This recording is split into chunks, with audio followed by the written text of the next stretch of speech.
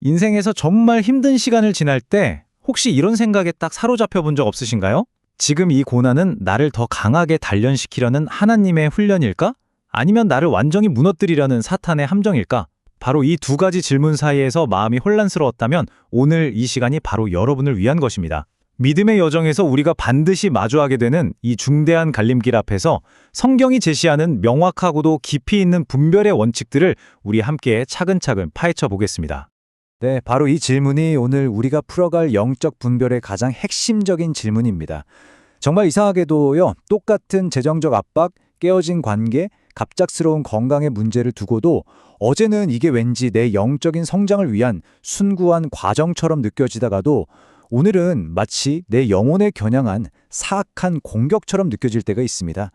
한 가지 상황이 어떻게 이렇게 완전히 다른 두 가지 얼굴을 가질 수 있을까요?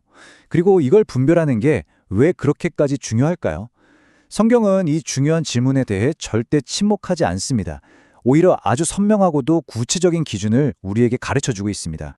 자, 이 문제를 더 깊이 파고들기 위해서 성경의 한 책, 바로 야고보서로 한번 들어가 보겠습니다.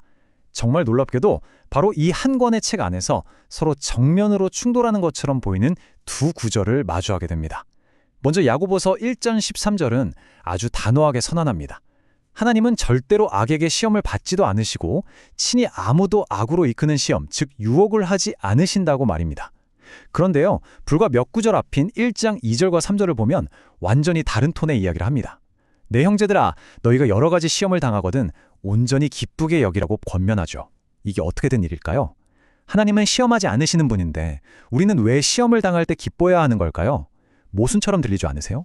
이 겉으로 보이는 모순을 푸는 열쇠는 바로 원어인 헬라어에 숨어 있습니다.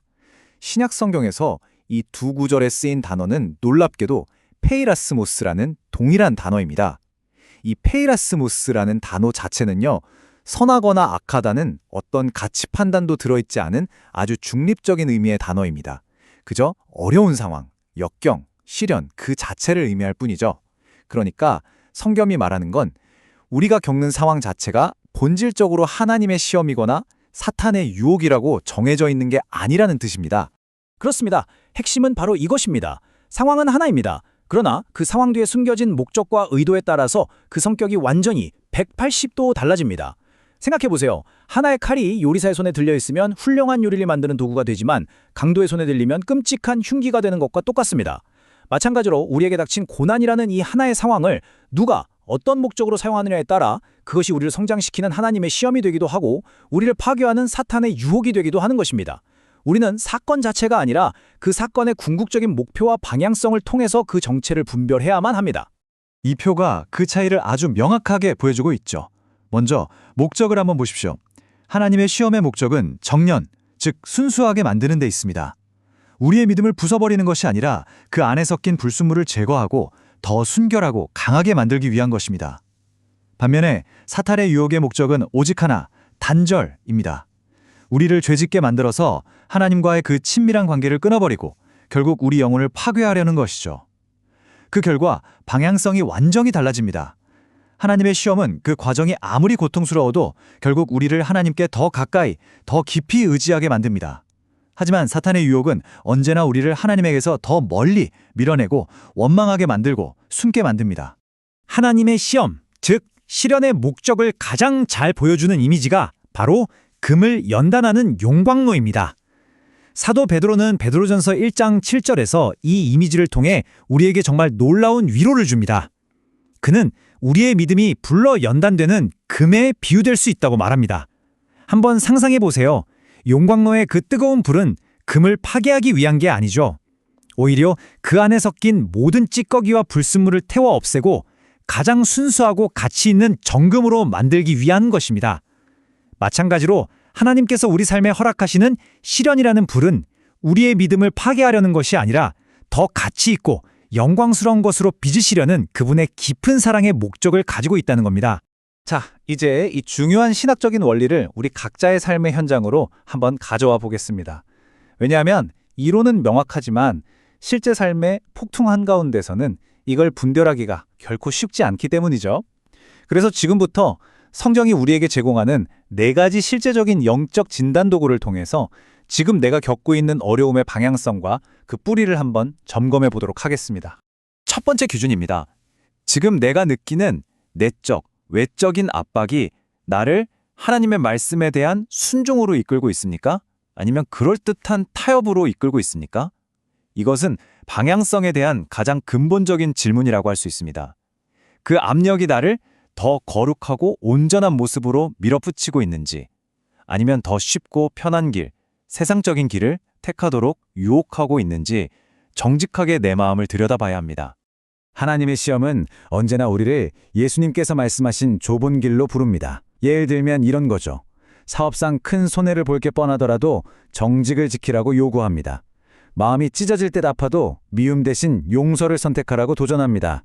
이건 분명 어렵지만 생명으로 이끄는 길입니다. 반면에 사탄의 유혹은 항상 달콤하고 합리적으로 보이는 지름길을 제시합니다. 이번 한 번만 눈 감으면 돼. 아무도 모를 텐데 뭐 어때? 남들도 다 그렇게 살아.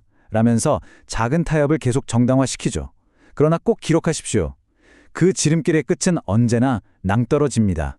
두 번째 기준입니다. 지금 겪고 있는 이 경험이 나를 다른 사람들과 하나님 앞에서 더 열린 자세를 갖도록, 즉 빛으로 이끌고 있습니까? 아니면 반대로 나를 고립시키고 비밀을 만들게 해서 어둠 속으로 밀어넣고 있습니까? 영적인 모든 것은 이 빛과 어둠의 원리를 따릅니다. 건강한 것은 빛 가운데 드러나고 싶어하고 병든 것은 어둠 속에 숨으려고 하죠. 하나님의 시험은 우리를 수치스럽게 하려는 것이 목적이 아닙니다. 오히려 우리를 겸손하게 만들어서 하나님과 공동체 앞에 나아가게 합니다. 그래서 더 간절히 기도의 자리로 이끌고 지혜로운 멘토에게 도움을 구하게 만들고 믿음의 공동체에 나의 연약함을 솔직하게 고백하고 함께 기도하도록 만듭니다. 반대로 사탄의 유혹은 거의 항상 이렇게 속삭입니다. 숨겨. 이건 너 혼자만의 비밀이야. 아무에게도 말하지 마. 그리고 결국 우리를 어둡고 축축한 고립의 동굴로 몰아넣습니다. 세 번째 기준입니다. 이것은 우리 내면에서 들려오는 목소리의 성격을 분별하는 정말 중요한 기준인데요. 그 목소리가 우리의 영혼을 짓누르고 절망하게 만드는 정죄의 목소리입니까? 아니면 아프지만 우리를 돌이켜서 다시 회복시키려는 사랑의 책망입니까?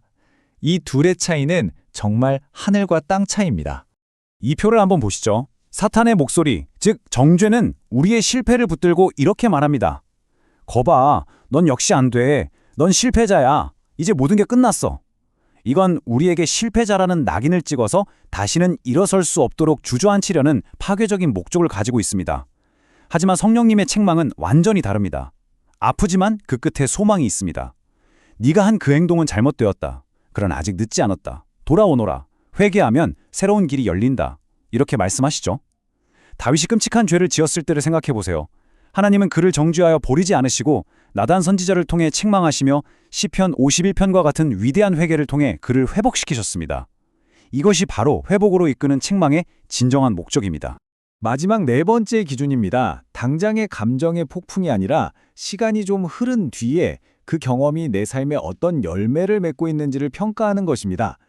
당장 느껴지는 고통이나 쾌락이 아니라 시간이 지난 뒤에 결국 내 안에 남는 것들을 통해서 그 과정의 뿌리가 어디에 있었는지를 분별할 수 있습니다. 하나님의 시험은 과정 속에서는 정말 쓴 약처럼 느껴질 수 있습니다. 하지만 그 시간을 믿음으로 잘 통과하고 나면 우리 안에 인내와 성숙, 연단된 인격, 그리고 이전에는 없었던 깊이가 아름다운 열매로 맺히게 됩니다. 우리를 더 단단하고 깊이 있는 사람으로 만들어주는 거죠. 반면에 유혹에 굴복하는 것은 그 순간적으로는 달콤하고 짜릿할 수 있습니다. 하지만 그 뒤에는 반드시 죄책감, 신뢰의 파괴, 깨어진 관계, 그리고 점점 더 죄에 무뎌지는 굳어진 마음이라는 썩은 열매가 남게 됩니다. 야고보는 유혹에 넘어갔을 때 어떤 일이 벌어지는지를 야고보서 1장 14절과 15절에서 아주 적나라한 단계별 과정으로 묘사합니다. 그는 이렇게 말합니다. 오직 각 사람이 시험을 받는 것은 자기 욕심에 끌려 미혹됨이니 욕심이 잉태한즉 죄를 낳고 죄가 장성한즉 사망을 낳느니라. 보십시오. 모든 것은 우리 안의 욕심에서 시작됩니다. 그 욕심에 이끌리는 것이 미혹이죠. 그리고 그 욕심이 마음에 잉태되면 죄라는 아기를 낳습니다. 이 죄는 가만히 있는 게 아니라 계속 자라나서 결국 사망이라는 끔찍한 결과를 낳게 됩니다. 유혹은 우리를 살아있는 것처럼 속이지만 그 끝은 영적인 죽음으로 향하는 가파른 내리막길일 뿐입니다. 자, 여기까지 듣고 나면 우리 마음속에 아주 솔직하고도 어려운 질문이 생겨납니다. 전능하신 하나님이시라면 왜 처음부터 사탄이 우리를 유혹하지 못하도록 완전히 막아버리지 않으시는 걸까요? 왜 하나님을 사랑하는 자녀들이 이토록 위험한 영적 공격에 노출되도록 허용하시는 걸까요? 이건 정말 피할 수 없는 아주 중요한 질문입니다. 성경은 이 질문에 대해 하나님의 주권이라는 거대한 개념으로 답합니다. 이게 무슨 말이냐면 사탄은 하나님의 통제 밖에서 마음대로 날뛰는 존재가 아니라 마치 목줄에 묶인 맹수처럼 하나님의 허락 없이는 한 발짝도 움직일 수 없는 존재라는 겁니다. 욥기를 보면 정말 명확하게 나오죠. 사탄은 하나님이 정해주신 그 경계선 안에서만 욥을 공격할 수 있었지 결코 그 선을 넘을 수는 없었습니다.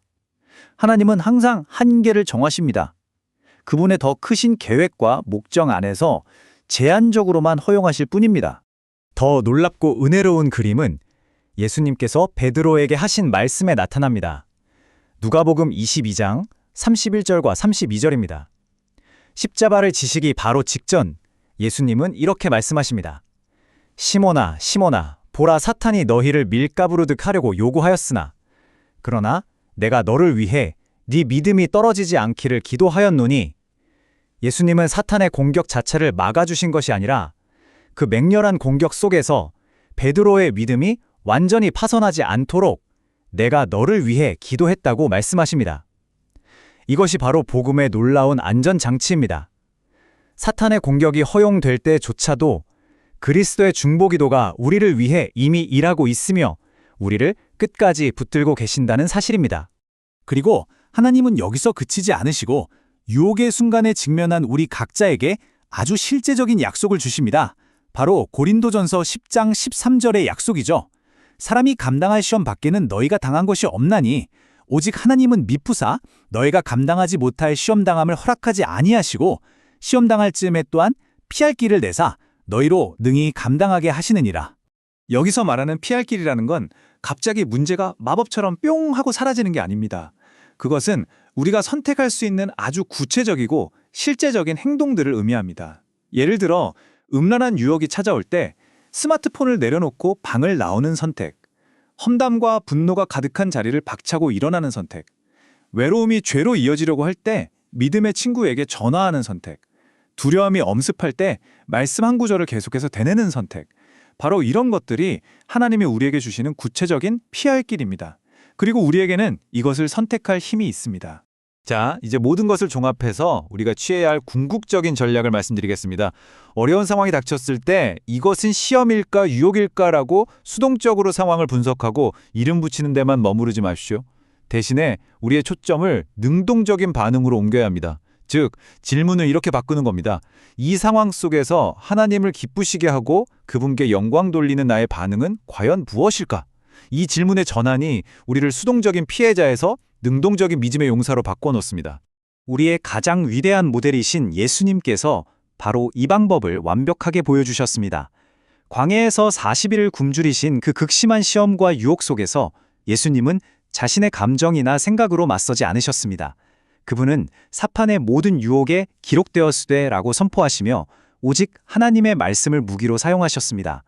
마태복음 4장 4절 말씀처럼 유혹은 우리의 흔들리는 감정을 파고들지만 하나님의 말씀은 그 감정의 소용돌이 속에서 우리가 굳건히 발을 디딜 수 있는 유일하고 단단한 반석이 되어줍니다. 혹시 지금 이 이야기를 들으면서도 여전히 어려운 상황 속에서 내가 잘해야 하는데, 내가 어떻게든 이겨내야 하는데 이런 무거운 부담감을 느끼고 계신 분이 있다면 괜찮습니다. 그 생각을 잠시 내려놓으셔도 괜찮습니다. 왜냐하면 복음의 진리는 정확히 그 반대를 말하기 때문이에요. 우리가 강해서 버티는 게 아닙니다. 우리를 붙들고 계시는 하나님이 신실하시기 때문에 우리가 붙들려 있는 겁니다. 우리의 안전은 우리의 의지나 능력에 달려 있는 게 아니라 결코 변치 않으시는 하나님의 선하신 그 성품에 달려 있습니다. 오늘 이 내용을 마무리하면서 여러분이 지금 어떤 어려움을 겪고 계시던 그 자리에서 바로 사용할 수 있는 이 기도로 함께 마치고 싶습니다. 이 기도는 단순한 요약이 아니라 여러분의 영적 투쟁 속에서 붙들 수 있는 강력한 무기가 될 것입니다. 주님, 만약 이것이 저를 단련하시는 시험이라면 제 믿음이 정금처럼 순수해지게 하옵소서. 만약 이것이 저를 무너뜨리려는 유혹이라면 주님이 약속하신 피할 길을 분명히 보게 하옵소서. 그리고 이 모든 과정 속에서 가장 중요한 것은 제가 주님을 붙드는 것이 아니라 주님께서 이미 저를 강한 팔로 붙들고 계신다는 그 진리를 결코 잊지 않게 하옵소서. 아멘.